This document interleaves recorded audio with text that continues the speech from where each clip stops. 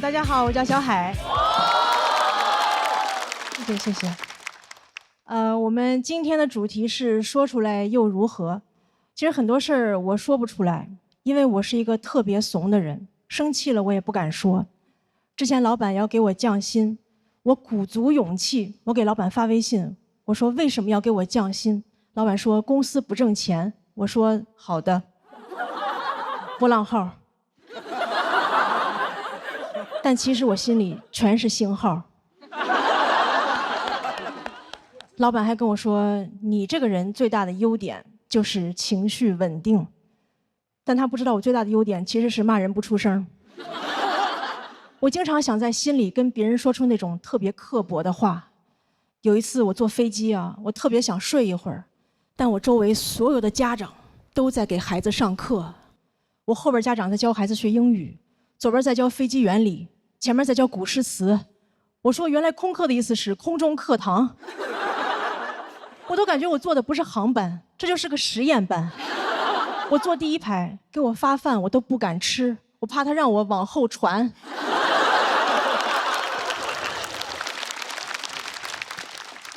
我坐那儿我都不敢打开遮光板，我怕我一打开，班主任在那儿趴着呢。然后所有的孩子都在公放pad，我看着这些孩子，我觉得他们不应该学知识了，他们应该学人生的真相。我就想跟他们说，我说努力就能成功吗？别做梦了，你让阿姨做会儿梦吧。你知道你为什么现在还得这么卷吗？是不是因为你在经济舱？你去头等舱看看，那帮人早就躺平了。还有那个学飞机原理的，你长大也不会坐驾驶舱，因为你看pad太多，已经戴眼镜了。还有那个背古诗的，你背这么多诗，以后想当诗人吗？当诗人有用吗？现在中国最有名的诗人在卖牛脆脆。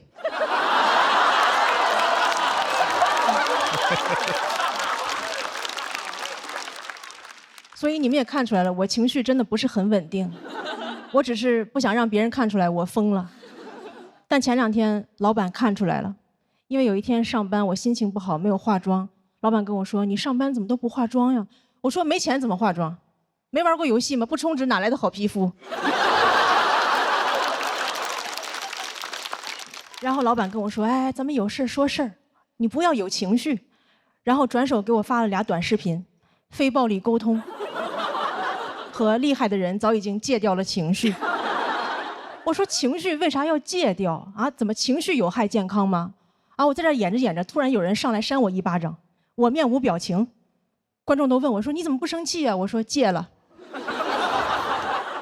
我估计扇我的人都想说：“戒不是有病吗？”有天津人还是？然后老板还跟我说：“最近感觉你情绪不太稳定啊，我觉得你就是太敏感了。”我觉得老板说你太敏感就是一种 PUA， 对吧？因为你都伤害我了，你还要怪我太脆弱。这就好比我走在路上，有人开车把我撞了，然后过来跟我说：“哟，这么容易就受伤了？你也太敏感了吧？你看旁边那个人都被我撞飞了，但他一点事儿没有，因为他有超强钝感力。你看他飞出10米他都没事儿，因为他每天都在刻意练习。你花21天，你也会成为更好的自己。”我说：“可是我真的疼啊！”你感到疼是因为你在成长。我说：“可是我都快要死了，那些杀不死你的会让你更强大。”我还看到网上有的老板说，他招人的第一标准就是情绪稳定。我说：“这标准你咋测试啊？啊，面试时候上来先给你个脑瓜崩，找工作直接跟老板谈。”我就工作过的朋友都知道，员工能力越强，情绪就越不稳定。对吧？你如果招人第一标准是情绪稳定，你只能招来那种能力不强的员工，到时候老板就只能跟大家介绍，这是我们新来的会计，不识数但是特别识相。但我也不是啥人都招。前2天我刚裁了个程序员，他会挺多编程语言，但我让他加班，他就跟我用 C 语言。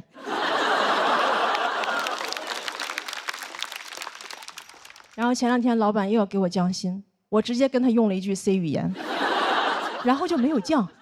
我说我学了半天非暴力沟通，原来最有用的居然是暴力。就非暴力沟通几十万字顶不上这一句，我这才是真正的一句顶10000句。谢谢大伙，小海。谢谢小海的表演。投票倒计时，3、2、1，请锁票。哎，天真姐最后补了一票是吗？对，其实小海的整个内容99%我都是同意的，你的很多观点。我唯一不同意的是，我觉得卖牛翠翠的那位呢，不是中国最有名的诗人。我也那儿卡顿了一下，我中国最有名诗人不是应该在坟里吗？然后我想说的是啊，小海你的这个风格我也是很喜欢的，就是你其实是对所有的社会现象予以表达跟嘲讽，然后讲一句现象讲一句嘲讽，讲一句现象讲一句嘲讽，这个能力我觉得是很强的。但是呢，就是职场的这个痛点，可能确实是有一部分确实是真实工作过的人以及被要求过的人，他可能会更容易感知到。但比如说那个女性穿内衣那个问题，其实是可能所有女性都会有的一个点。所以我在想，是不是你这种方式如果选取一个更共性的点，它会更容易出效果。明白。我觉得您说的很有道理。不过这个节目播了以后，我可能就不用讲职场了，因为也没有工作了。对，好像你是有一个全职工作的，就本来是全职，后来慢慢变成兼职，估计以后就变成全职脱口秀演员了。但我觉得你的风格今年是比去年就是进化了很多的，而且是更能形成自己的风格，所以我也觉得我在你身上看到一种巨大的潜力，你可以再可能找一找你的那个更准确的东西，形成你独特的小海派，我觉得是很好的，你肯定可以。谢谢天真老师，谢谢。我的听感就是您这个确实有几个很不错的包袱，但是这包袱和包袱中间呢，好像老有一些个空拍儿。就是您会刻意的把重点放在那几个点上，但其他的时候好像就有点儿，也不是说那个松散吧，反正就是有点不是特别全情的投入。但我觉得当这个节目播出之后，您变成一个全职的脱口秀演员，肯定会更好，因为杀不死你的只会让你更强大。谢谢。小海，我第一次听你表演，我觉得说的挺好，但是呢，就是我没有太多的共鸣，因为你说你的领导对你不怎么好。恰恰相反，我的领导对我无敌好，而且我领导的孩子也是，对吧？您这种，如果您是我同事的话，我会非常讨厌你。确实我生活的家庭太温暖了。小岳还是个老实人，还是。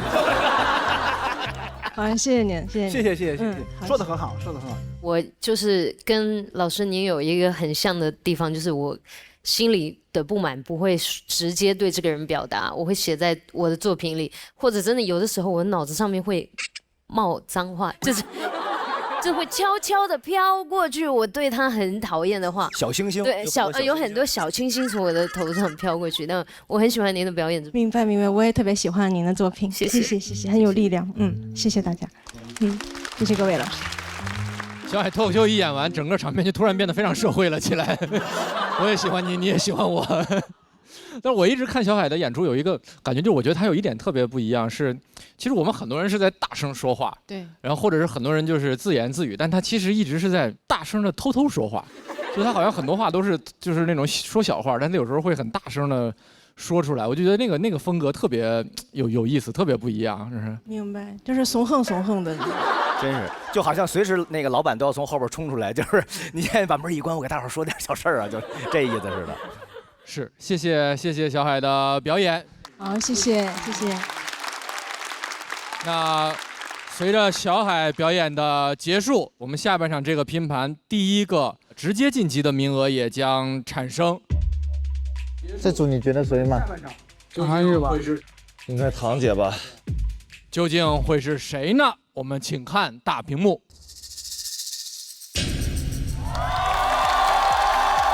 恭喜唐香玉192票成功晋级，期待你下一赛段的表现，请前往晋级区就座。谢谢你们，谢谢。哎，小北，你喝美式还是拿铁？都行，你先挑吧。我也都行。都让你先选了，你就赶紧选吧。咱俩要不再顺顺词儿？我不用，你说你的就行。这么自信？好的，我倒要看看你一会儿多厉害。直播倒计时，3、2、1，开始。今天给家人们送福利了！飞鹤星飞帆卓瑞首款定制大脑营养5大脑磷脂，助力60倍大脑神经元链接速度，聪明宝宝都 pick。现在下单28天新鲜直达礼盒，送给你的 baby 棒。我去，我去给你倒杯水。下一位要登场的这位朋友，其实给我们的印象一直都是这样的，因为他一直都是自信、美丽、大方的那种代表。那他到底有没有那种想说又说不出口的时刻呢？我们听一听好不好？掌声有请七七。哎，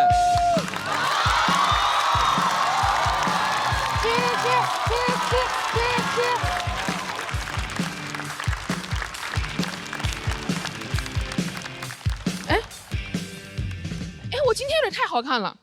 真的，今天我看我自己，我说哇，人间水蜜桃，都有点不好意思讲我今天的内容了。我本来是想说我很抠门儿，因为虽然你们看不出来啊，但其实我对于时尚跟购物是一窍不通的。就在我心中，购物只有2种模式，一种是这个都给我插下来。另外一种是这个都不是我弄坏的啊！我记得有一年冬天啊，我为了奖励我自己，给自己买了一个200块钱的外套。我高高兴兴出门去，一个朋友指着那个 logo 问我：“你现在是有钱了哈？几千块钱的衣服，你说买就买。”我想完了。搞到假的了，但我是个很诚实的人，还是跟他实话实说。我说啊，我也不懂这些，喜欢就买了。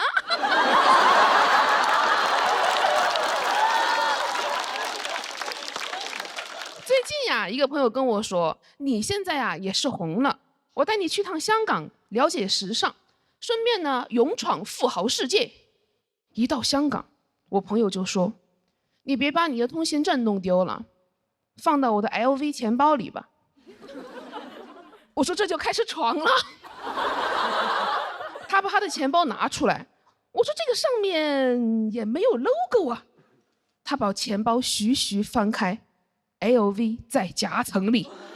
我说哦，图穷驴线。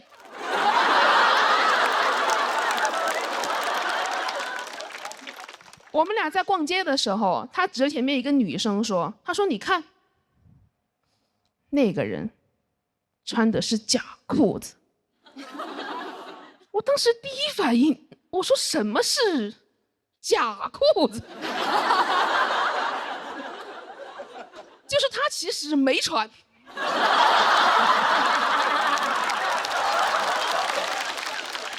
那个是人体彩绘。后来我朋友带我去看香水，他说他喜欢祖马龙，因为很低调，但是别人一闻就知道是祖马龙。到这儿我真的忍不住了，我说这个别人，他到底是谁呀？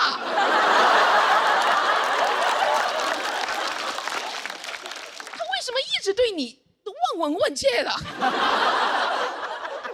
而且真的有人那么懂品牌吗？因为如果是我闻到别人的香水，我只会说嘿嘿，你好香啊。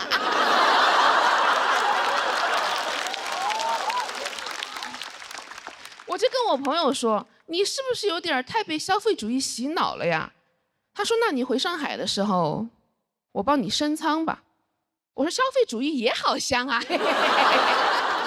那个其实是我第一次坐公务舱，我是非常紧张的。我坐那儿之后呢，想调座椅靠背，摸了半天，也没有摸到开关。你知道，主要是也不敢大摸。不了解公务舱，我怕我摁个啥按钮，给飞机舱门弹开了。那样的话，我的惊呼声会显得很像祈祷啊！门。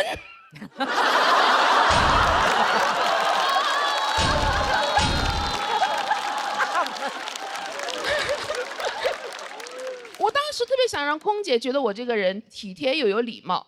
当时空姐跪下跟我说话，我马上去拉，我说姐姐，这又是何苦呢？空姐问我橙汁和水您需要什么？我说我都不要，我要你好好休息。不好意思，有点太油了啊。跟我形成鲜明对比的是坐我旁边一个12、13岁的小女孩，她的父母呢坐我们后面。起飞之前，空姐过来提醒我们2个人调直座椅靠背，我们俩都没动。她没动，是因为她不在乎规则；我没动，是因为我没动。我做不到她那么松弛，还是带着一些经济舱的拘谨，就感觉我虽然人到公务舱了，心还没过来，怎么身体跟灵魂总有一个在经济舱？而且我当时看着她，我就想啊，她躺得那么平，她不怕待会儿飞机起飞的时候，她从后面滑出去吗？后来我想，她不怕，因为她身后有父母托举她。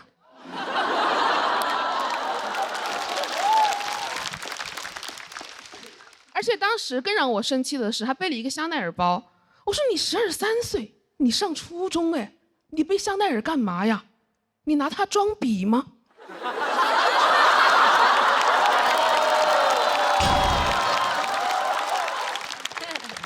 但是说真的，我是很羡慕他的啦，因为我爸从小就是穷养我，就对他来说，除了生存需求之外，其他都是浪费钱。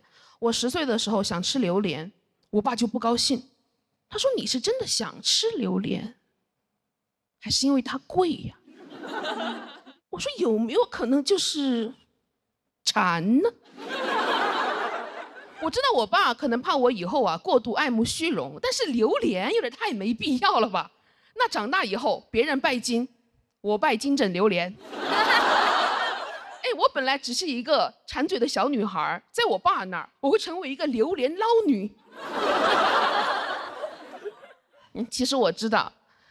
就是当时在飞机上碰到那个女孩的那一天，是我整个人生当中第一次特别的想要一个香奈儿包，但多年的教育使我决定买个假包。经过我详细的市场调研，我发现那种很真的假包也要3、4千块钱。我当时问那个店家，我说这真的是假包吗？他说哎，包假的。其实我很清楚，我想要的根本就不是那个香奈儿包，是那种在任何场合下都可以很自在的感觉。但我还是想要一个香奈儿包，里面装满榴莲，这样别人一闻就知道，这才是真正的丑男儿。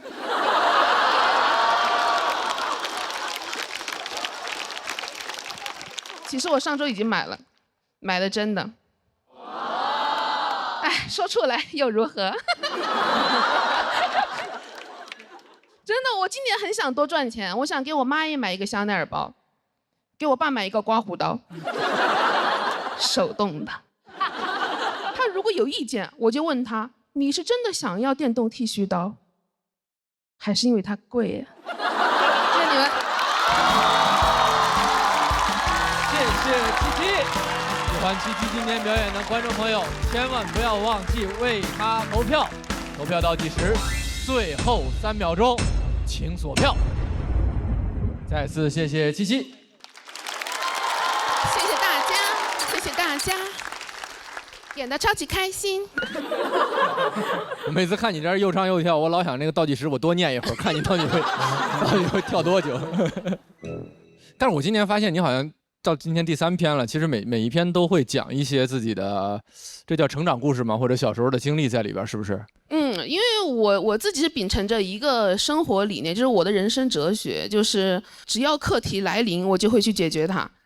就是这个其实是我最近面对的一个课题，希望可以给解决的或者没解决的一些，就是一些什么，随便听听吧。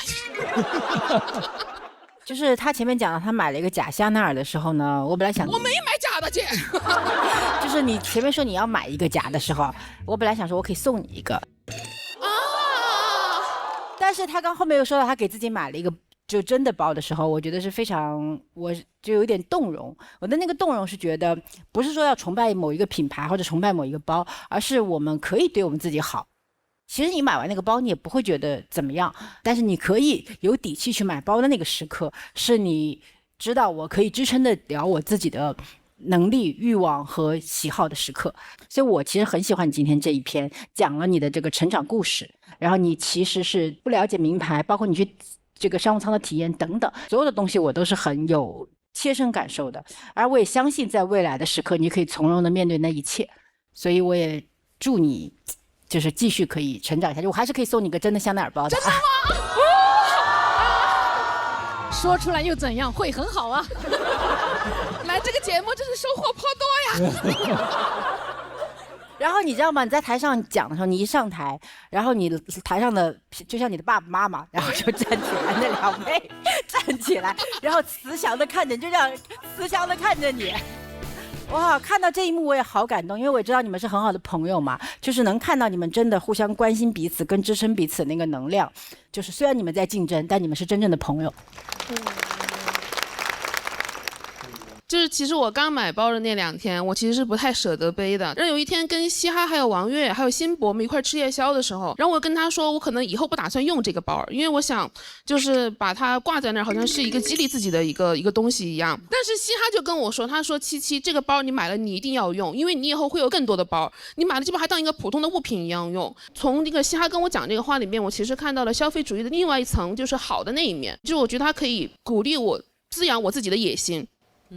我可以让自己变得更成功，我非常感谢嘻哈和我自己。这个也是我个人特别喜欢这个段子的原因，就是脱口秀的舞台上本身在同一件事情上，你就是可以讲2种观点，有可能2个脱口秀演员在同一个话题上的观点是截然相反的，但他们同样好笑，而且只要同样好笑，大家其实就不在意到底谁对谁错，因为对错本来就不重要，可能。对，而且我感觉七七讲这个东西确实是女孩子成长过程当中的必经之路。因为虽然我们老说可能讽刺消费主义什么的，但是其实每一个人已经深陷其中了。如果这件事情是最便捷的一个能让你感觉到更快乐一点的方式，没有必要去排斥它。而且我觉得你曾经仰望的东西，你得到了之后会祛魅，你会跨到下一个阶段。所以这是你的成长，很开心看到。人在没有得到之前很难真正祛魅了。我觉得七七这个讲的就跟刚才那个香玉姐讲的意思一样，就是不管我们在人生阶段里有一个什么要追求的人还是什么物，可能追上了之后呢，我们就会有一个新的再要去追的目标了，对吧？您这个小包拿上之后，可能未来还有别的更多更好的，马上就有了，就是天真姐在这儿达成了，非常好，非常好。我也想送你个包，不用攀比啊你。因为提到这个包啊，我有发言权。我媳妇儿就特别喜欢包，她买了很多。后来我说你别买了，我给你做。我就在网上买了很多做包的这个东西，包括皮具、什么锥子、锤子。哦，真的？我给她做包，我做了3个月。她买的那些包，我挨个都给她做好了。你知道假货从哪来的了吧？把这插下来。然后都做好之后，我给他摆那儿，我说把你那些包扔掉，以后背我这个，扔掉。扔掉。事实证明，我做的这些啊，看都不看一眼。你可以官网上卖的，卖3、4千呢。我送你一个。可以，好，谢谢。我做的啊。当然，好，我拿去卖。不会的，我会挂在家里。太精彩了，真是。妮达不用送啊，咱们没有攀比的过程。我先说一下，我觉得他太可爱了。你的衣服，老师，您的衣服跟后面这个电视机还有这个灯光相得益彰，太漂亮。天生为舞台而生，跟你一样。我觉得我听您的故事，我感觉很像睡前看那个爽文。就是充99块，然后有一大篇，然后到最后一页那个剃须刀拿出来的时候，就是那种感觉，我觉得很有意思。然后非常恭喜你买到了你喜欢的包，谢谢，非常感谢，谢谢七七的表演。那同样，七七也获得了气氛组的满票，而我们目前最高分的演员仍然直接晋级下一轮的比赛，究竟会是谁呢？请看大屏幕，恭喜七七188票，成功晋级，请前往晋级区就座。这 live 图里的快乐氛围，隔着屏幕都能感受到。果然，快乐你就 vivo live。太棒，太棒！哇，这手拔凉，太棒！喜庆七七每次一演完就整个大家都特别开心、欢快、轻松，是吧？那比赛继续，下一位要出场的这位朋友，他也是今年的新人演员，从东北的小城市七台河来到了上海。我们掌声有请00后小伙于博。上个厕所。这怎么有一坨？我手好像骨折了是吧？啊！别！大家都非常的担心，也很紧张嘛。因为我们平常也是到处赶场嘛，特别怕你前面或后面演员没赶过来。今天就是出现了这样一种情况，然后不断的有热场演员一直在热场。林娜北儿是吧？兄弟，你怎么保养的？你这是？我才是 Joker。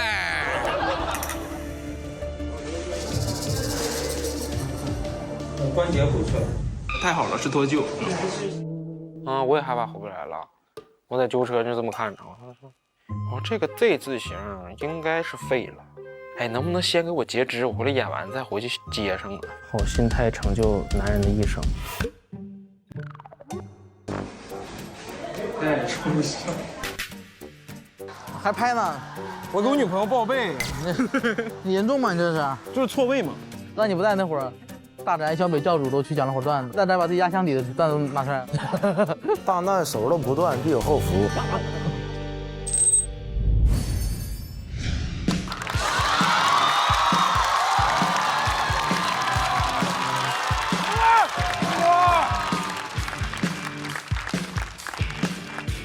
嗨，朋友们，嗨，稍微先解释一下这个手哈。就是在刚才休息的通道里边，因为太暗了，摔了一跤啊！想过在这轮输给堂姐，没想过输给黑灯。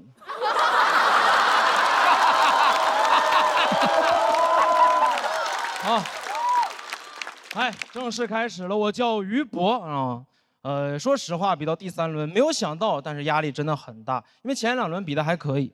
第1轮6块金牌，哥们儿上来就拿了一个。第2轮上来就给用。非常符合我的消费观念，兜里有就得花。用了一块复活金牌，现在是全场唯一的活死人。说实话，这个月一直在自我怀疑，是不是太差了？我就是那种很容易自我怀疑，然后逃避面对的人。来了上海这么长时间了，我是因为觉得自己英语差，不敢和外国人说话。但不是说真的差，英语还可以高考，但就是自卑。我在想，我说上海本地小孩，我小时候见过外国人，我长大肯定落落大方。我说 homie， let's go neighborhood right？ homie 哈，因为我是活死人。我哪管是省会小孩呢？我小时候见过外国人，我妈也会自信的推着我去背英语课文，对吗？新概念 ，Last week I went to the theater， 快点，张嘴，别逼我干你，快点。但我是农村小孩，我小时候见过外国人，对我们来说只能是侵略者。在农村见着外国人是我一生的阴影。在老家见着2个白人，我说这是啥呀？怎么了？八国联军撤退没通知你啊？怎么东西拿到大英帝国博物馆给你俩落下了？我妈让我去说话，我能说什么？我说兽首是中国的。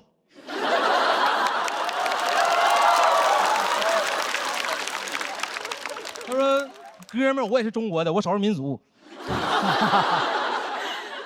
还是来了上海，因为自卑感到落差，就是来了上海才意识到，原来英语是一门语言呢，他怎么能拿来交流呢？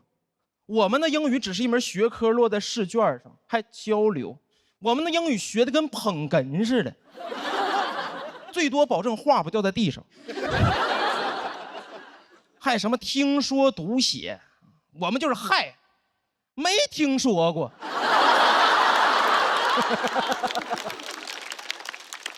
天天读写，不知道自己是一个人还是个硬盘。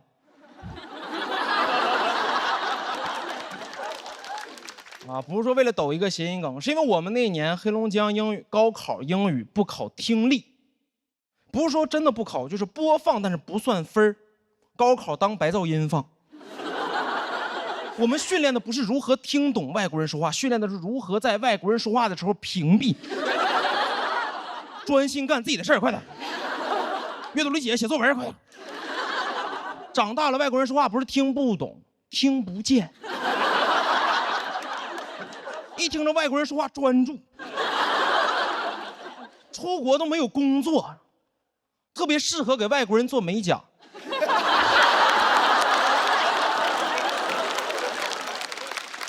叭叭说两句话，给手指甲当答题卡涂满了。只能做美甲，不能纹身，因为忍不住想写作文。回家一照镜子，后背是地儿里滑。英语学得很尴尬，对吧？精通掌握，因为成绩还可以，但是绝对不会主动使用。英语学得跟核武器似的。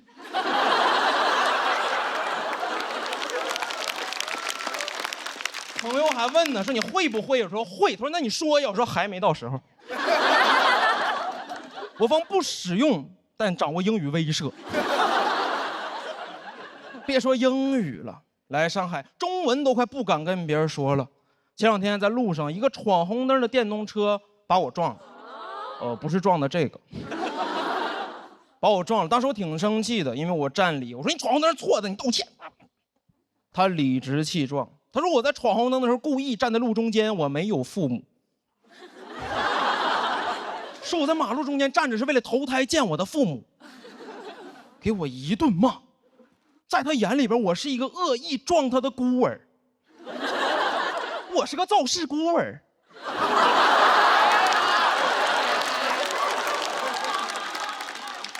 对我进行疯狂辱骂，脑子已经空白了，只有一句歌词说他在朝我扔泥巴。已经迟缓了，场面特别像是植物大战僵尸，我是僵尸，他那嘴里全是植物啊。我当时就看着他，我说这个世界是不是就不需要规则呀？因为他说着说着，只有我们这种感觉伤害我们，只有我们这种自卑的人才需要规则。说着说着来了一句啊，红灯剩3秒就是绿灯。他说，那你阳寿剩3年就能埋了吗？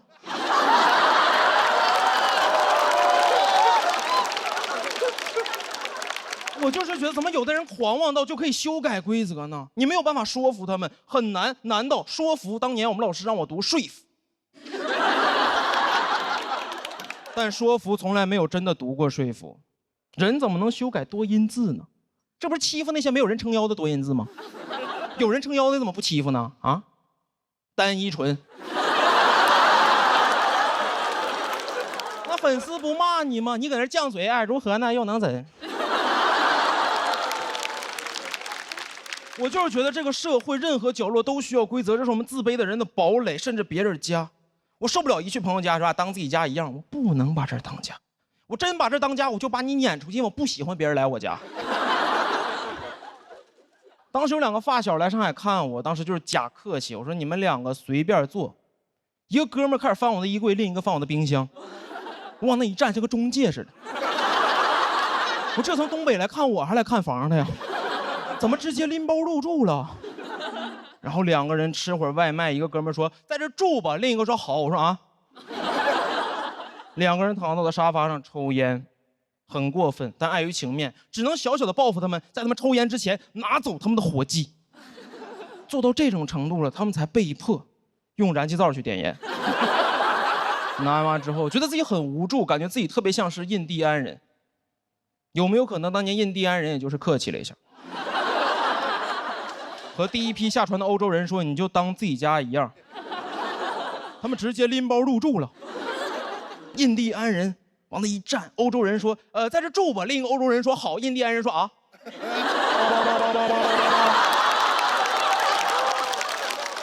印第安人实在没办法了，才在每年感恩节的时候拿走他们的火鸡。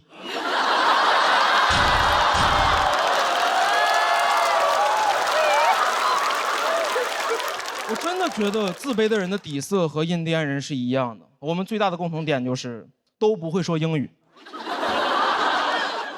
第一次在老家见到白人，都是我们一生的阴影。我们就是站在那里不动，他们向我们走来，我没有办法说服他们，但是我希望能永远说服自己。谢谢你们。谢谢于博的表演。喜欢于博表演的观众朋友，千万不要忘记为他投票。投票倒计时，最后3秒钟，请锁票。掌声再给于博。哎呀，演完了那么好，怎么样？就是刚才在上厕所的时候，备采间那边有个铁桶，原本那没有铁桶的，不知道怎么回事，一脚踩桶里了，踢到铁桶了。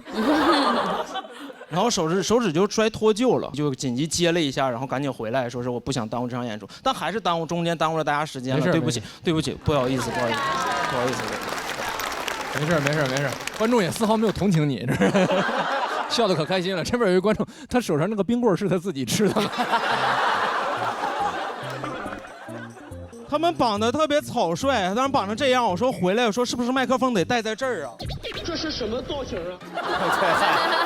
对，唱跳的眉飞色舞，好古典的一个韩国女团的唱法。他演得很好，为你开心。对，上台的时候还是心有余悸，因为第一次接手指，然后腿还是抖着。这就开了金手指了，这就。我记得你俩先拍灯的时候，拍在活死人上。对，他 Q 了2遍活死人。第一次我原来以为是 Walking Dead 的梗，对不对？第2遍是 Walking Dead。然后因为我听到2次，我就说这个我一定要拍下去。你知道吗？你就换一个链子，再戴一个墨镜，你可以去隔壁直接参加比赛，你样子看上去非常像一个 rapper。这个于博也太帅了。他是 rapper 吗？然后我可以从老师您的这个作品里，听到就是很多很相似的精神吧。我觉得就是 rapper 里面的那种自我守护、自我守恒的一个支撑自己力量的一个精神，就是未来路会很长，你来的路也是可能坎坎坷坷，但你总是会把最正向的能量托举你自己，就一遍一遍的把这些原来不怎么好的境遇变成了一个好的境遇。哦，谢谢哦。主要他这老跟要结印似的，我也不知道。对，我特别担心上来本来要比 Walking Dead， 我说这是 W 吗？这不是1汽大众吗？这不是。我想问问这个小兄弟，你是这个手受伤了，你脖子也受伤了吗？我脖子就是天生短。还于博。虽然你的说话的语气铿锵有力，但是你的这个姿势就是观感上就没有那么的强，就是演出我们要直起来。哎。他直起来头就去后边了，好像。谢谢，非常感谢我的康复师，感谢。我觉得别的都挺好的，认真的。我其实他刚才有一点特别打动我，就是关于多音字那事儿上，因为我们从小学了很多多音字，然后一遍又一遍的，小时候又还有改错，就为了记住那个现在是错的音。然后我好不容易都记住了，然后我还会笑话那些念错的人。现在你说他们对，就我白记了。说服说服啊，对啊，什么给予一骑红尘，对，做记的，对啊，就是现在我白学，现在我不对了，我不发言了，我怕以后这还不对。其实这个当时写的时候有点想展开聊，因为其实很多本来就是展开说怎么人多势众还能改变这个东西。就是之前看了一个故事，说是熊猫原本叫猫熊，但是传到了欧洲，他们会从右向左读，就改成了熊猫，把现在真正的熊猫叫小熊猫。我就觉得欺负人，我特别喜欢为那种什么少数的多音字啊、小熊猫啊发声什么的。那要这么说，那应该没有，应该叫阿德南普。因为他得从后往前念的英文吗？不是哦，还是您哦，我英语不好嘛，对不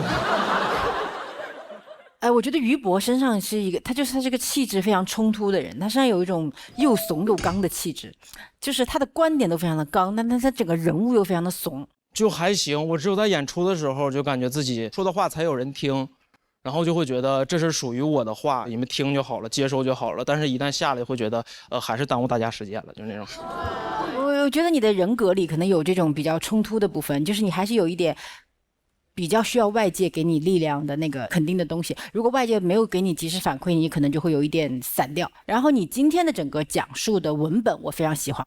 其实本质它讲的是同一个东西嘛，就是那些不懂拒绝的人其实并不是没有意见，是要关注到这些人他有真实的意见跟态度在的。所以这整个是一个结构很完整，然后就是很有张力的一个内容。谢谢老师，谢谢老师。段子里不也聊了吗？上一轮把复活金牌咔嚓就给用了，这个事儿确实影响很大，是吧？就是输得很丢人，所以这把绞尽脑汁想了很长时间，想了不同的载体。好嘞，谢谢于博的表演，于博也是获得了气氛组的4票。那同样的规则，当前的最高分的演员将直接晋级下一轮的比赛，究竟会是谁呢？于博这篇挺好，而且这小手指头这么一绑，灵感还来了呢，梗也密，然后角度也好，又回到了他第一期那个巅峰状态。于博至少185、188。我们请看大屏幕。哇，恭喜于博194票，成功晋级，请直接前往晋级区就座。就握左手吧，握左手吧，握左手吧，太牛了，我觉得真的是一雪前耻啊！于博这个3轮太不容易了，他真的应了他那个专场的名字，就是死地后生。于博这场真帅，他那个带劲，已经有种你在听音乐节的感觉，把我们社团的风采展现得非常好。于博这天降素材，真的脱口秀演员就是这点没人性，你知道吧？就是哪个演员怎么地了，马上就说你小子又有素材了，全是这种。当时得190的时候还挺爽的，因为我从来没在这个舞台上得过190，但是爽了一下，就爽到在晋级区那一直坐到那儿，整个人就回归现实的感觉，因为当时发生事儿太多了，其实就出来就特别平和了。Yes。那我们下一位要上场的朋友，很多朋友都非常熟悉他了，因为他茁壮的生命力。我们掌声有请嘻哈。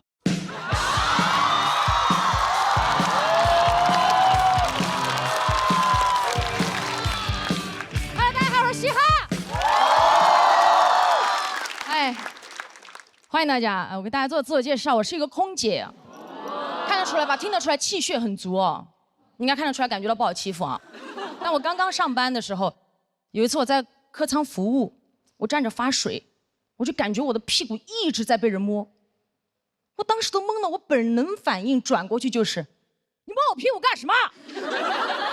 当时我声音很大，所有旅客都看向了那个旅客，他理直气壮地端着一杯水说：“我没摸呀，我叫你帮我加杯水。”我说你叫我加水可以按呼唤铃，你按我屁股干什么？他也不会亮。同事说你声音好大，你就不怕他投诉吗？我说哎，我被摸屁股，我还不能声音大。再说他能投诉什么？下去就被投诉了。他投诉我说服务态度不好。我领导问我你跟旅客说什么了？我说我屁股不亮。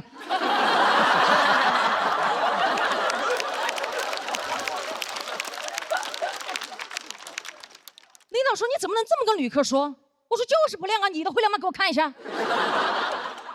经常遇到这类的事情。还有一次，我的一个小同事，一个小妹妹，在客舱工作的时候被一个旅客要电话，旅客说你不给我话，我就投诉你。我想办法能要到你的电话，非常害怕，走到后厨房问我姐怎么办。我说我跟你一起去。我走到那个面前，我说你是不是要他电话？你连我都一起要了。旅客说我不要了。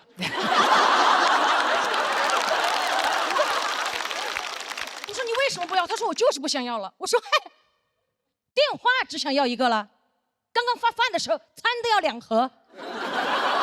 但这句话我没说啊，我怕被投诉嘛。后来下去还是被投诉了，他投诉我非要给他电话。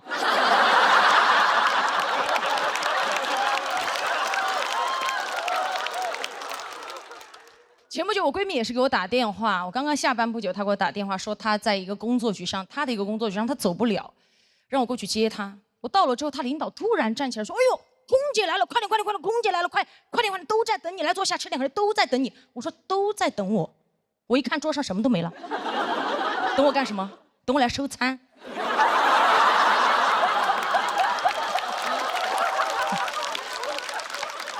老子刚刚下班又要上班，刚坐下，他领导就递了一杯酒在我面前。我说我不喝酒，真不喝了。他领导说：“哎，你们空姐不是都挺能喝的吗？”我心想，什么叫空姐都挺能喝？你见到的空姐都是站在门口，您好，欢迎登机，15、20没有过，这样吗？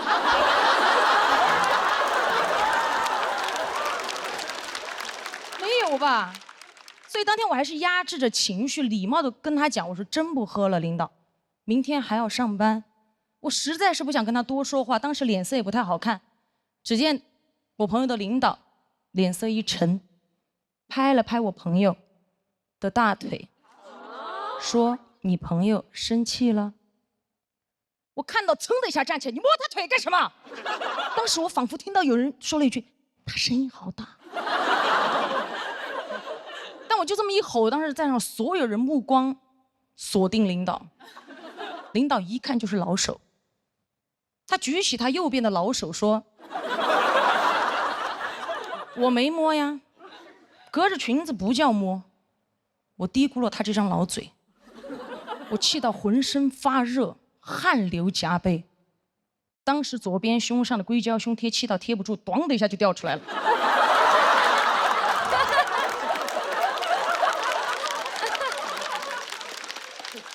我捡起来想贴回去，突然看到有一只蚊子飞到了领导脸上。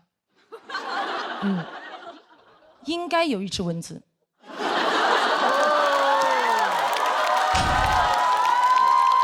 就是有只蚊子。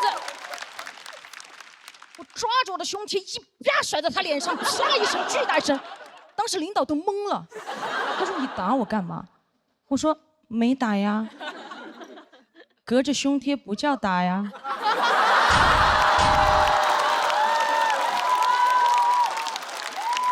好想跟他讲，这是一个女人宽广的胸怀拍在你不要的脸上。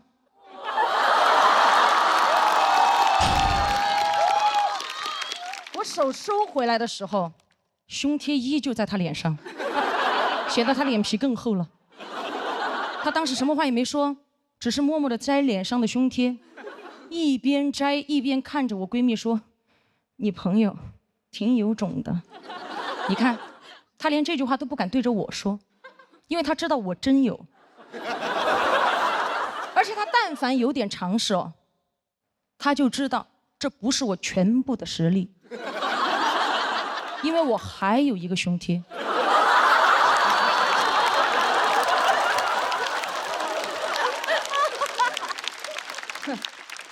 回家路上，闺蜜就在车上担心嘛，因为她的领导跟我领导认识，会给我穿小鞋。我说可笑，什么叫穿小鞋？我胸贴都不穿。后来我朋友领导还威胁她，让她不要把这件事情说出去，不让她在公司说。好，我上电视上说。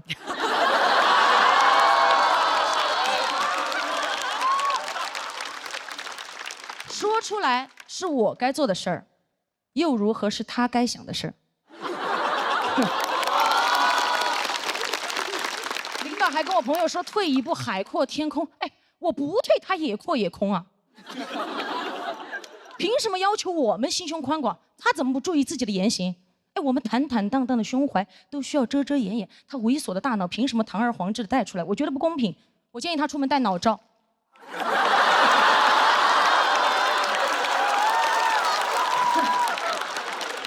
爽啊！还有这个领导，如果你不想被骂，你就别做，对吧？如果你做了，你就别怕被骂。如果你觉得今天我骂的脏，哈，隔着屏幕也不叫骂。谢谢大家喜欢。谢谢嘻哈的表演。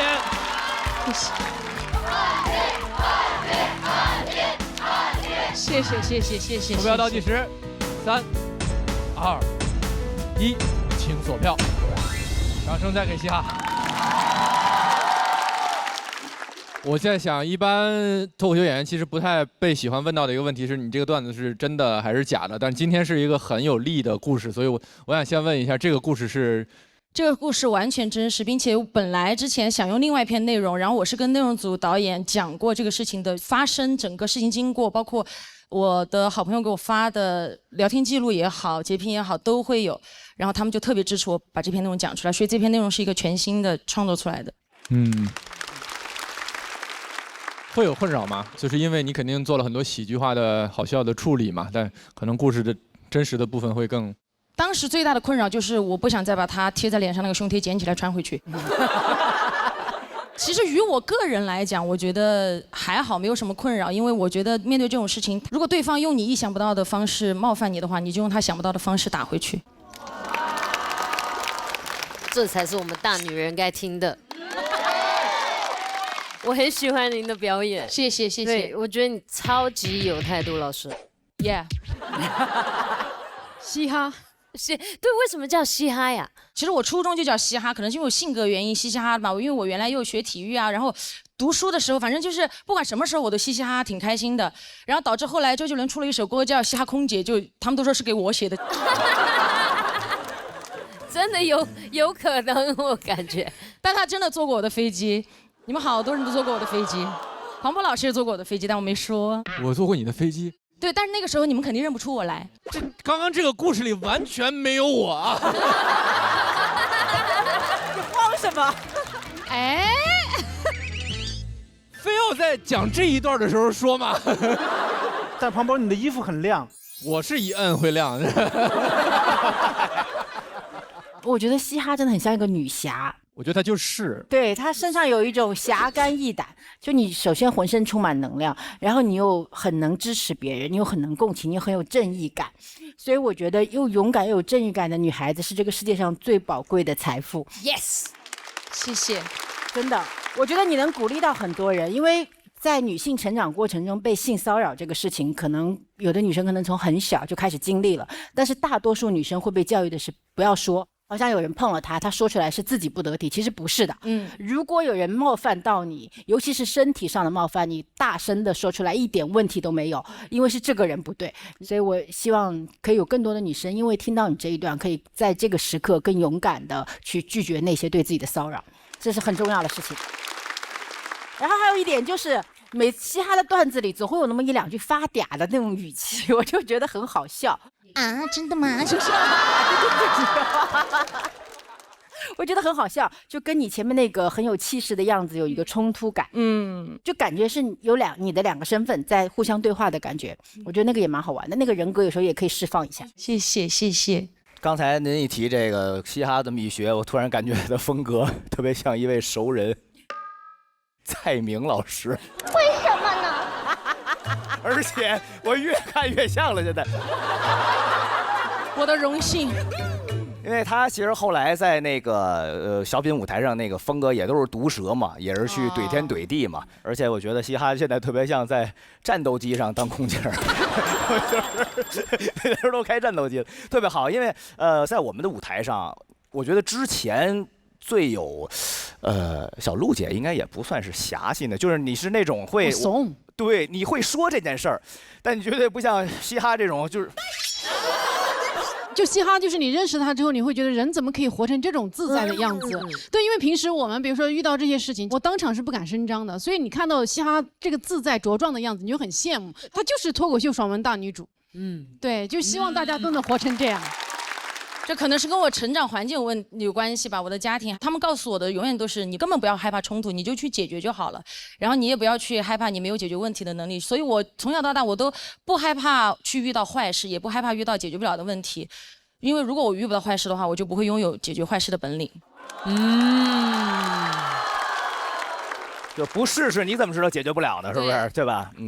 女侠真的是女侠。听完这个故事就给我一个启发，就是女生在外头一定要保护好自己。对。我来讲一个小事，我估计讲完，我经纪人也会说找节目组掐掉之类的。曾经有个节目啊，就开拍前，然后呢就我那个节目的女嘉宾，然后就我们就是掏钱的那位那个老板，然后就让我们一块吃饭。那老板说：“那谁，你来坐我旁边。”我一看就不对劲儿，我说老板，酒桌上我是可以陪您喝好酒的，我又能喝，您放心，我坐您边上一定让您开心。然后整场我就在观察那个领导，我就怕他不开心，我觉得我处理的非常好，转过天来通知我就把我去掉了。不要了。当我往回走的时候，我昂首挺胸，我觉得我做了一件特别棒的事儿。你告诉我是什么？回头，我们全公司封杀他们。哦，他们公司确实是一个很多人的公司哦。真的非常非常喜欢您，也欣赏您。然后您其实给所有人树立了一个，就是说这种仗义直言的形象。大部分人在生活里边是很少去做这种事儿的，但是您的出现会让更多人做这种事儿。非常感谢您做那些好事儿，有人记得的，有人记得的。太好了，谢谢。就感觉岳老师讲完之后，我就会有更加让我觉得今天来讲这个段子是有意义的，是因为我觉得像我闺蜜领导那样的人，她肯定不是一个人在做这样的事情，但当然也不是我闺蜜一个人在经历这样的事情。但是大家也要相信，这个世界上也不是我一个人在做这样的事情，还有台上的各位老师，大家也都可以成为这样的人。而且其实我们刚刚笑的也非常非常的开心，就是这不是一个只是为了揭露阴暗，告诉大家什么是正义，同时它真的非常非常好笑。我觉得这个是我非常敬佩的一点，就是谢谢。我想再说一句，我觉得嘻哈不光是脱口秀适合你，空姐适合你，我觉得你特别适合去演戏。真的，我觉得你能演好戏。嘻哈本身就是即兴喜剧非常优秀的一个演员也。我觉得他很潇洒，很自如，就是他那个信心，就是我不管你怎么样，非常自信。有合适的机会您要记着啊。来，琳琳，来，天人姐，随时欢迎。谢谢嘻哈的表演，嘻哈也是拿到了气氛组的4票。同样，我们每一轮当前最高分的演员都将直接晋级下一轮的比赛，究竟会是谁呢？197、202、197，请看大屏幕。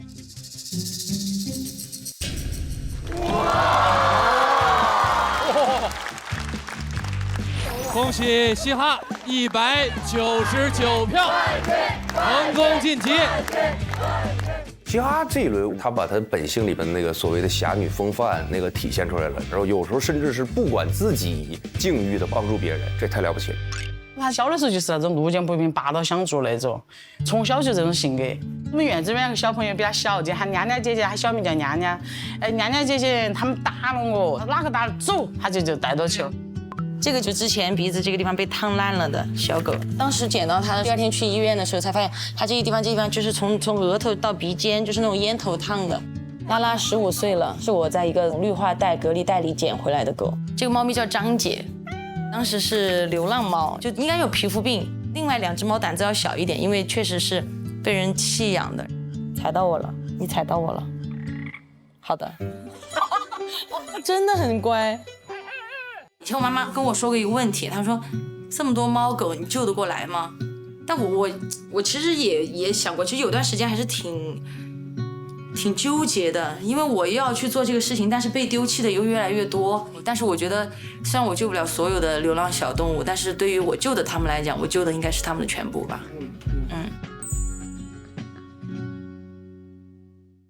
请前往晋级区就座。好的，我再说一句，就是因为我这个风格不一样嘛，接下来也是本场最后一位演员，他也是我的好朋友王悦。然后，但我希望大家保持这样的状态，然后你不要想更多的东西，就放松下来，然后跟他一起进入他的世界，可以吗？又帮助了一个人啊！谢谢嘻哈，请前往晋级区。非常优秀的成绩啊！那下一位也是这个拼盘的最后一位演员了。刚刚嘻哈也帮他托付过了，虽然经常他是大家非常喜欢的大甜甜，但是今天大甜甜要和我们分享一些他是小甜甜的时候小时候的故事。掌声有请王悦。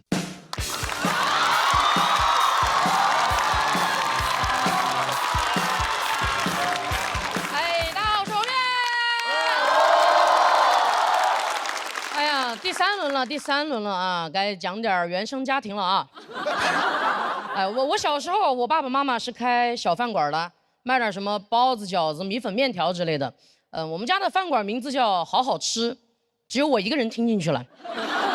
我每天都坐在饭馆里面好好吃，但我们家饭馆的生意还是一般，爸爸妈妈呢就是闲着，不如就吵点架、打点架。饭馆嘛，也需要一些真正的人间烟火哈。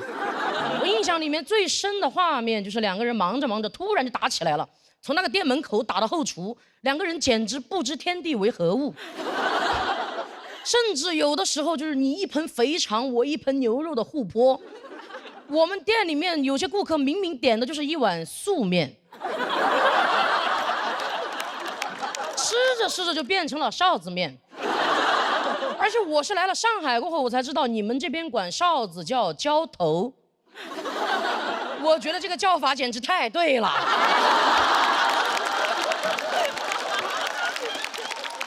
我爸妈就是这么用的，而且也是来上海待久了过后，我才知道你们这边管这个叫家暴。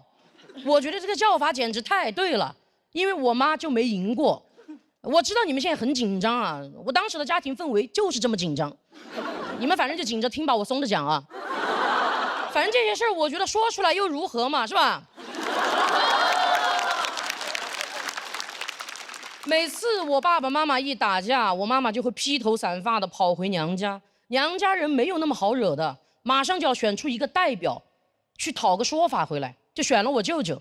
我舅舅长得跟我一样高，已经算是我们家里当时最高的了，看起来就挺好惹的。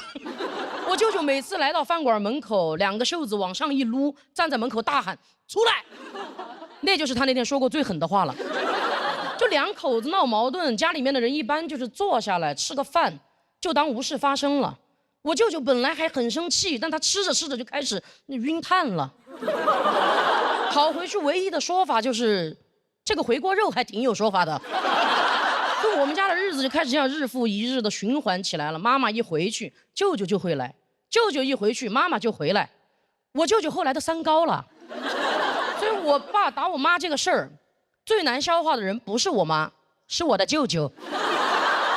直到我4岁啊，问题依然没有被解决过。我舅舅趁着唯一一次还没有吃晕碳的时候，就悄悄地跟我妈说：“抛嘛，不行就抛。”我舅舅实在是不愿意吃回锅肉了，我妈也决定要跑，她就开始偷偷的在饭馆里面存钱。那个时候卖一碗面，她能存5毛；卖一笼包子，她能存3毛。所以有段时间，她经常就在店里面给客人推销面条。其实每个吃过我们家面条的客人都助力了我妈的逃跑计划。我都在想，幻想我妈妈逃出去那一刻，别人越狱是 freedom， 我妈妈出走 noodle。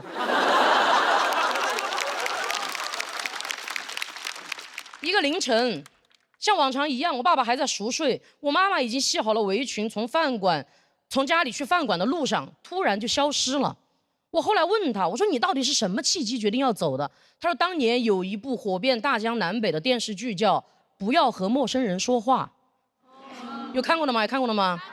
看过的你们也有点年纪了哈，你们反正是。我妈确实太喜欢跟陌生人说话了，她不说话的话，饭馆的生意会更差。就这个电视剧把我妈妈一个艺人都听 emo 了，她看着看着就在想说啊，还能这么打？越往后面看越说，哎，还能这么跑？我妈跑了过后，其实我爸爸那边的所有3亲6戚都对我爸爸发起了直达灵魂的羞辱，就问他说：“你连你老婆都管不住，你算什么男人？他在存钱的时候，你到底在干什么？怎么可能就找不回来呢？中国就这么大。”我爸爸真的受不了羞辱了，他决定学习冯远征，亲自远征，去我妈妈娘家找人。其实我妈妈就藏在村子里。但村子里所有的人一看我爸爸来了，平时最爱扯闲话的几个大娘就靠在村口，你一句我一句的，几个人就，哎呀，那个跑了，跑到上海去了，不是上海，北京。哎呀，你们都搞错了，跑到美国去了。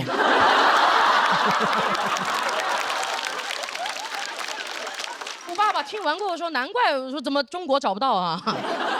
我妈其实最后是通过失踪2年才成功的自动跟我爸爸离婚的，所以法院判决那天出庭的人只有我和我爸。我觉得我妈妈挺勇敢的，她的缺席让我第一次看见了一个看不见的女性，因为她知道挨打的她离不了婚，她就只能成为那个消失的她。我知道你们现在又紧张了啊！但当时法院的氛围就是这么紧张。你们紧着听吧，反正法官是松着判的，把我判给了我爸爸。当时他对着4岁的我说：“小朋友，你是想跟着爸爸呀，还是想自己出去单干呢？”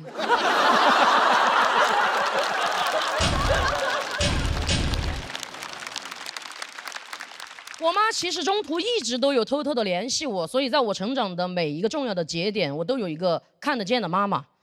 其实我小时候并不理解她为什么要跑，我长大过后我才开始真正的不理解，我都不懂她为什么不早点跑。我就问她，我说你为什么非要忍到我4岁你才跑呢？我妈说，她说因为我在存钱。我就问她去哪儿了，她说从云贵川跑到江浙沪，从大西北跑到北上广。我一听，跟我去年专场巡演的路线一模一样。但我是背着包袱去讨生活的，我就在想，我妈是怎么生活的呢？我觉得我低估了我妈妈，她是系着围裙跑的。一个系着围裙的女人，跟一个扛着梯子的男人一样，可以随意的出入任何的公共场合。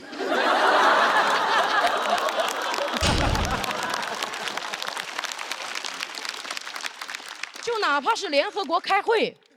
我妈去了，保安一看到她，她说：“哇哦，包子饺子普利斯。”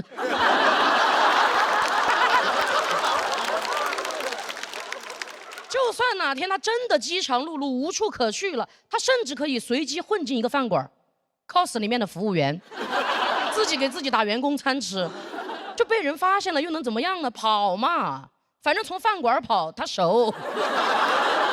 而且最后跟大家分享一个好消息啊，我现在跟我的妈妈生活在一起。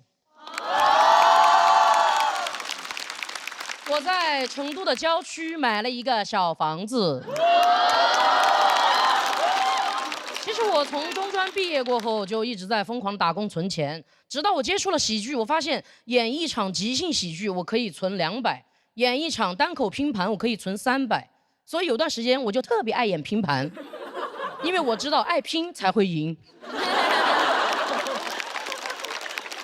我妈妈看我这么疯狂的存钱，她也挺紧张的，生怕我要跑。我说：“妈妈，这个家没有人需要再跑了。”谢谢大家，我是王悦，谢谢。谢谢王悦。喜欢王悦这段表演的朋友。喜欢王悦这段表演的朋友，再给他鼓鼓掌好吗？鼓掌的同时，我们也不要忘了为他投票。投票倒计时，3、2、1，请锁票。谢谢你分享这么真实的故事给我们。要不咱们天真姐，你们先聊聊，让她缓缓。也哭了，也有点动容，对不对？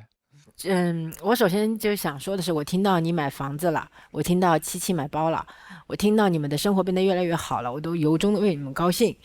就是我觉得我们都是凭借自己的能量，凭借自己的本事，一步一步让自己过上自己想过的生活的人，我们要为自己加油，要赞美自己，非常棒。其次呢，我特别佩服我们的脱口秀演员的一点，就是可以把成长的经历，不管是你经历过什么，就是我相信你们过滤了很多真实当时的恐惧、不解、困惑，然后都把它讲成了如此正能量的、如此积极的、如此还好笑的故事。这没有人是悲壮的听这些故事，都是快乐的、享受的这些故事的同时，又看到了一个一个不同色彩的伟大的灵魂。所以我觉得这是一件很了不起的事情，你们都做到了。谢谢谢谢天真姐，谢谢谢谢。你喜欢香奈儿吗？我也可以送你一个。你把那个送给西西，我就去背他那个旧的。我哥做的那也能给你拿一个。哎呀，这段写的真是，昨天走台也有点那什么是吧？哭了是吧？其实我上开放麦的时候真的没有这么大的情绪过，然后昨天走台的时候，就是对着这个空旷的地方在讲这把段子，我才敢一个字一个字、一句一句的去评我里面写的每一件事儿、写的每句话。没有人需要再跑了。当时就感觉有点那种穿梭时空，在跟小的时候自己对话一样。当时感觉就有点绷不住了。我就晓得那天晚上就，哦哟，妆都化了，没得事。等一下，冷静下，这个情。我很希望把这一版故事拿到舞台上来演，因为我觉得是在帮我不愿意上台的妈妈，在帮小的时候的自己在讲这一番话。然后我也特别感谢大家，非常感谢观众给我的托举，谢谢你们，谢谢你们。现在已经投完票了，可以跟观众朋友们透露一下了。因为王悦知道自己这一趴的内容话题是相对有一些沉重的，所以这个出场位置是他自己选择的。他也不想让其他的演员跟在他这样的内容后面影响其他人的表演。而且我们都知道，在嘻哈后面是没那么好演的，当然演得非常好，懂的都懂。对对对。其实这个段子真的一直创作方面压力其实挺大的，因为害怕把观众就是一下拉到那个特别悲惨的故事里面。然后在我想讲这个话题的时候，身边所有的朋友嘻哈，然后七七，包括很多包括小璐姐，一直都在帮我改这个段子。那天去小璐姐家里面，就是一直拉通稿，他们就是那种边哭边笑的给我改，我就特别感谢大家，真的感谢大家，谢谢。是你很厉害，你很厉害。很好，很好，我看很多观众也都有点这个动容，确实。哎呀，我现在过得挺好的，就是比你们在座的大多数人好一点了，已经。我们就要听这种话啊！哎呀，就是不用这样，不用这样，因为慢慢来嘛，都会有个好的结果的，没关系，真的。他过得很好，妈妈也过得很好。现在对他和妈妈在一起的状态，特别像他像那个妈妈。在带孩子的感觉，每次他比如出去玩什么，带上妈妈，然后前2天妈妈不是有个什么去旅行被人骗了，买了一块玉，对，经济实力已经雄厚到了可以被骗啊。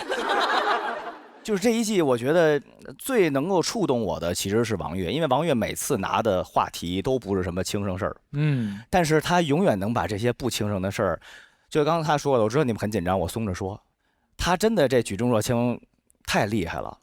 然后在结尾的这个，你说你今天很希望是能够克制住这个，但我知道一定克制不住，因为人呢只有2种情绪克制不住，一种是哭，一种是笑。当你忍住不想笑的时候，你放心，你肯定会笑出来的。但你觉得这个地儿不应该哭，你肯定会哭的。所以我觉得哭吧，高兴，我们是喜极而泣。对。我觉得这个他讲的非常好，他很有亲和力，就像我一样。长得也像是不？是。拜把子不？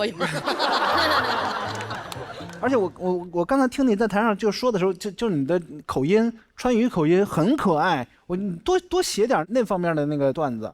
我主要怕大家听不懂，我那个能听懂，听得懂哈，听得懂。那我就说四川话喽。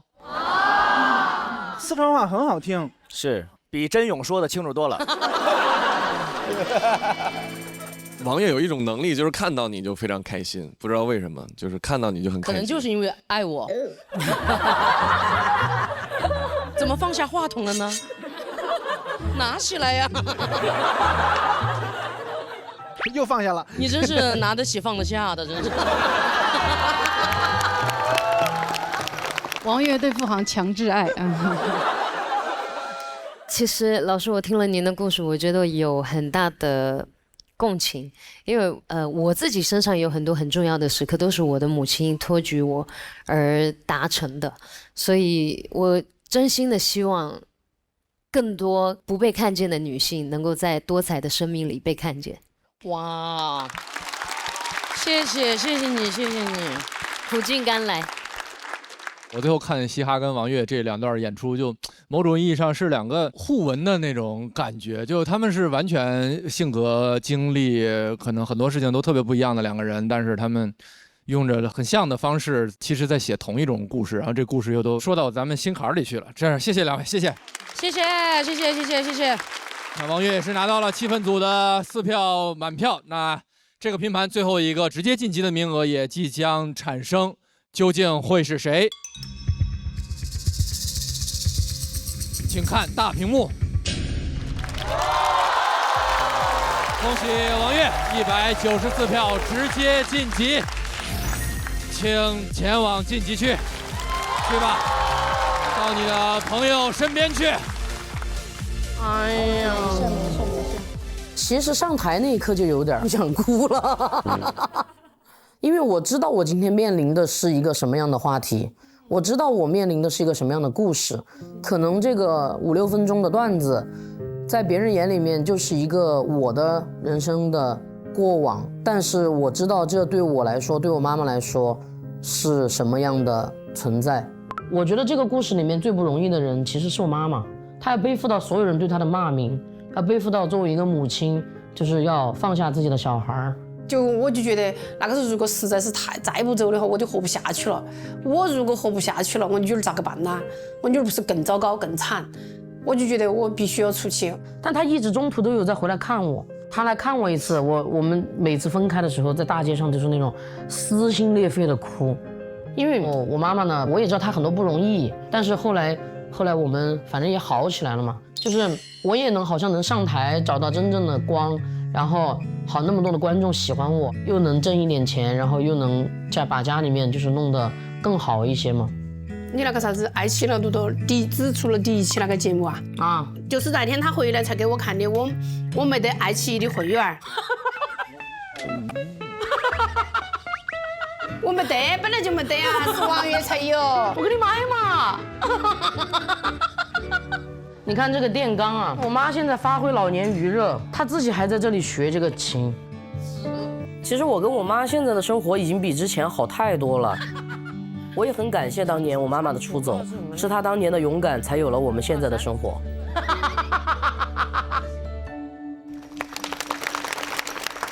我想这个成绩和排名放在这儿，大家就会发现直接晋级的朋友太优秀了，确实。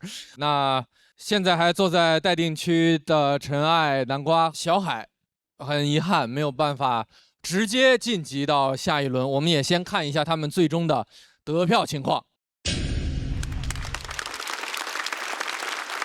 那按照规则，3位要暂时前往待定区。在去待定区之前，还有什么想和大家交流的吗？我们请来到舞台中央。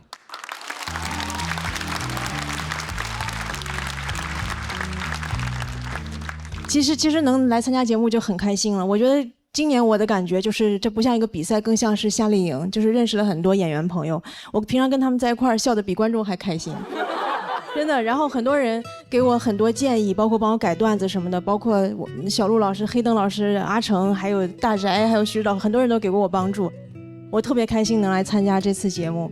然后我还有一个，我想跟于博说一句话，于博能进，我觉得比我自己进了还开心，因为于博是我见过的唯一一个比我还不自信的人。所以他进了，我特别开心。你要相信自己，就是岳明之前跟我说的话，我跟你说，你真的很棒，你要相信自己。我觉得我可能是变化最大的，因为我第1轮是用去年的状态演的，就是非常紧张，也放不开。然后到第2轮，其实也是上台很忐忑的，但是结果出来之后，我觉得我有了一些自信。恭喜小海194票，成功晋级。然后到第3轮，我演出的时候，就是我第一次在录制时候演出了一种线下商演的状态。我怕我一打开，班主任在那趴着。我第一次在录制时候敢看观众，然后有一种在跟观众交流的感觉。就是我真的觉得，虽然分数是这样变化，但是状态是我觉得有点越来越好。我觉得小海真的很像那种一片小海里面有鲨鱼的那种感觉，就他一定是内心有特别多的很尖锐的部分，但他只是偶尔出现一下。还是希望大家去看小海的专场，小海不错。今年来参加节目，我也带着去年在这个节目上的照片。我一直很开心，哪怕淘汰，我觉得淘汰它不是淘汰，是我人生新的开始。然后希望未来就是自己多去感受一下这个世界吧。然后我再最后再对唐湘玉说一下吧。因为我知道，堂姐其实也挺不容易，挺内耗的，我只能陪你到这了。然后后面的比赛继续加油吧。希望你能够挺到总决赛，拿到更好的名次，然后我们就结婚吧。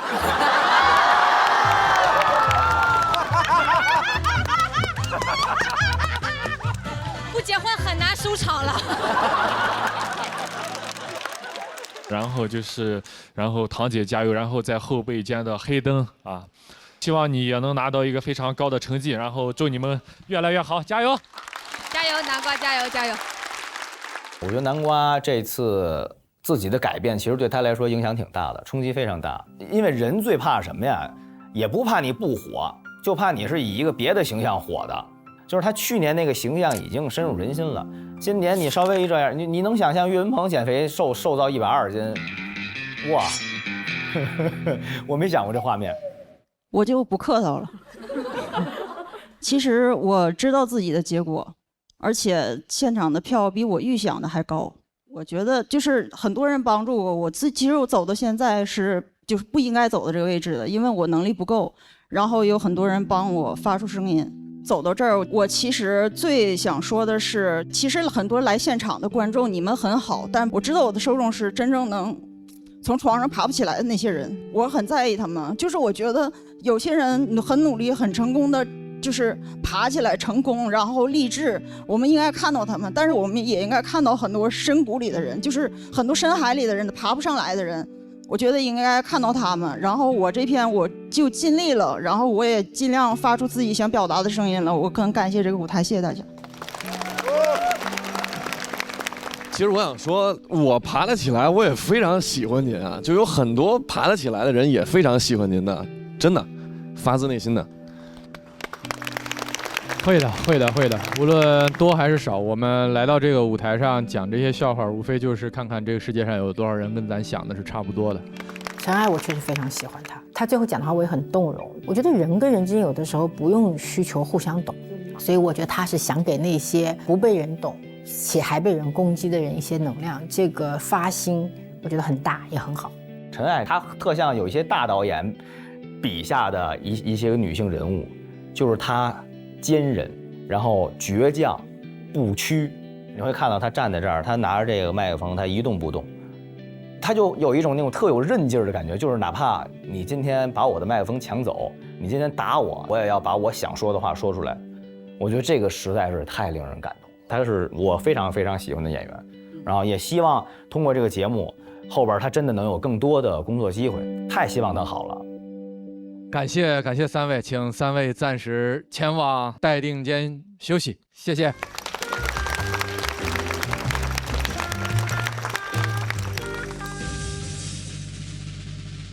这确实是一场情绪浓度、能量都很充足的演出。那最后再请问一下咱们气氛组组长4位，这一整场看下来的一个感受如何？我觉得我们喜剧之王还是很厉害的，就是比到第3轮了，还有这么多好作品，然后一个比一个炸，所以我很佩服大家的创作能力。